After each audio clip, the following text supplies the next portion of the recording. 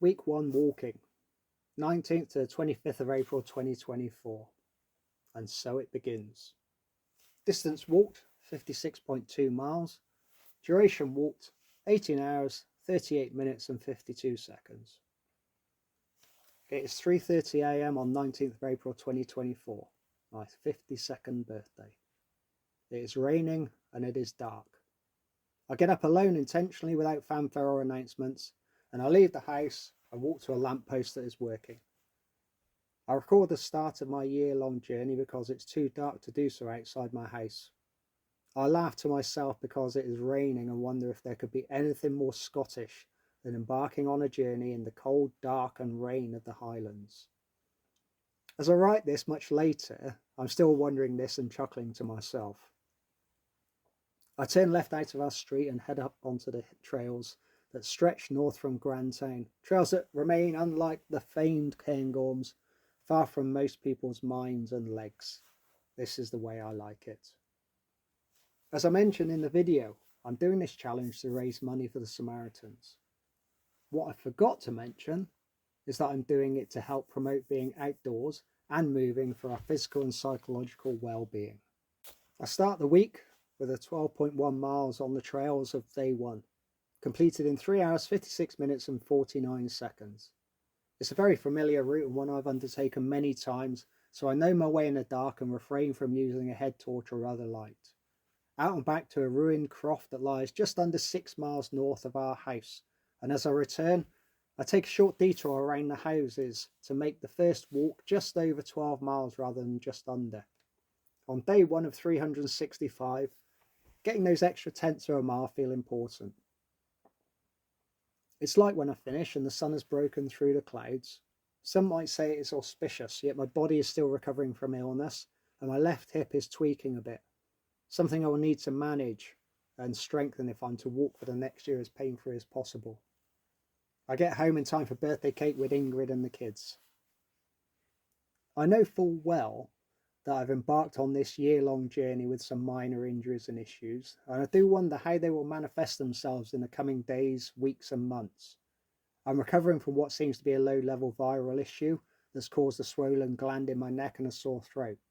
I have a long-standing issue with plantar fasciitis in my left foot, a verruca that is being treated on the ball of the same foot, and a general weakness in my left hip that tweaks and leads to soreness in my ITB. Yes, it appears I have a weak left side. Day 2 sees a new possibility arise in my mind, strangely one I didn't consider before starting this challenge. Just yesterday, my challenge had been to walk 52 miles per week for the 52 weeks of the year that I'm 52 years old. Whether I did that in one walk or 52 separate walks mattered not. It would be the miles that counted. Yet having walked just 3.6 miles on day 2, I start to wonder whether I should get out and walk every day, as well as achieve the miles. Flexibility and the ability to adapt will be important for the challenge to succeed, and I recognise it is never too early to adapt to new ways. I do my first stretching session for a while and feel it. Day 3 is the first of my big walks, the Loch-and-Daub loop. Heading out on the same trails as day 1, I follow them to the same ruined croft and continue north to Loch-and-Daub, approaching it from the north and travelling its easterly shore. I meet loads of wildlife, including deer and sheep, most of whom thought I was their farmer and going to feed them, and birds such as the recently returned curlew, stonechat, grey-lag geese, black grouse, and a pair of black-throated divers on Loch-and-Daub. Routing back over the hill to the south of the loch and across the Darber, I head for home with blistered feet.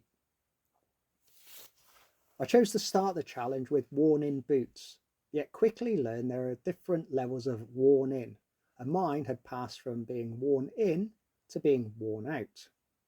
18 miles of walking with blisters leads to very bloody socks, and I decide to bin the boots and order a new pair. I share the photos on Facebook, and a few days later a surprise package arrives from friends Georgie and Sam, containing 2 pairs of 1,000-mile socks that Georgie swears by. Fortunately, my legs feel much better than on day 1. By the end of week 1, I've walked every day and completed 56.2 miles, well over the 52 needed. After the big 2 walks at the start, I finished with shorter walks around the local woods and getting 3 core and upper body strength sessions. Day 6 sees a sack of spuds carrying a sack of spuds, as I note in my diary, because I stopped by at Rosie's, our local grocer, to carry home a 5 kilogram bag of roosters. They make the best roast potatoes. End of week reflections. I reflect that the week has set a pattern that I want the challenge to achieve. That it simply, okay, not always simply, fits into my daily life around work and family. And I find myself completing 4 times 1 mile walks to and from Annalena's school. The first 2 miles going to and from invigilation duties, and the 3rd and 4th miles being done when collecting Annalena from swimming. As I finish the week, I reflect on a week that started out raining and finished with me being soaked because the weather was, noting exactly what is in my diary, fucking snowing and raining, and sunny a little bit. I started with sore legs and bloody blisters and finished with a verruca that is playing up even though it is undergoing treatment. Such are the small challenges when you start that is set in stone and you go with whatever comes by.